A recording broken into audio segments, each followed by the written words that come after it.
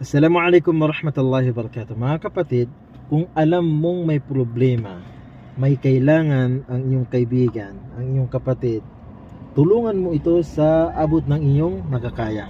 Bakit? Dahil isang hadith ang sinabi ng Propeta Muhammad sallallahu alaihi wasallam na kanyang sinabi na man kana fi hajati akhihi kana Allahu fi hajatihi. Kung sino man ang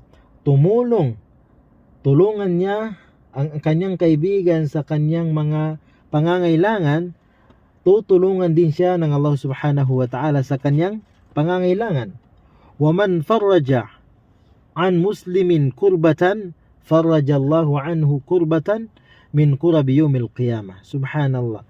At kung sino man yung mag-alis ng paghihirap sa kanyang kapatid, halimbawa alam mo yung kapatid mo, kaibigan mo na mayroong isang bagay na kung saan siya ay nahihirapan, mayroon siyang pinoproblema, pero ito ay sinolve mo, tinulungan mo, inalis mo ito sa kanya, tinulungan mo, farajallahu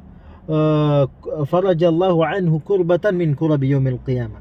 Sa kabilang buhay, iaalis din sa iyo ng Allah subhanahu wa ta'ala, iaalis sa kanya ng Allah subhanahu wa ta'ala ang kanyang paghihirap. Subhanallah. At karugtong ng hadith na yun, sabi ng Propeta Muhammad sallallahu alaihi wasallam, wa man satara musliman satarahu Allahu yawmal qiyamah.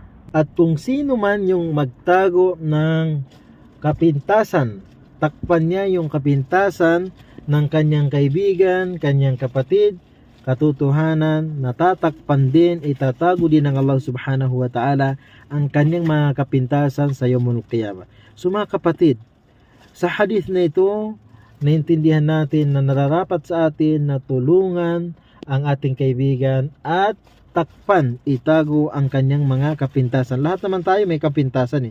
So kung alam mo na may nagawang hindi maganda ang iyong kaibigan, takpan mo ito. Huwag mo itong pahiyain. Bakit? Dahil ito yung nararapat sa atin na kung saan kapag takpan natin ang kapintasan ng ating kaibigan, tatakpan din ng Allah subhanahu wa ta'ala ang ating mga kapintasan sa yawmul qiyamah. Assalamualaikum warahmatullahi wabarakatuh.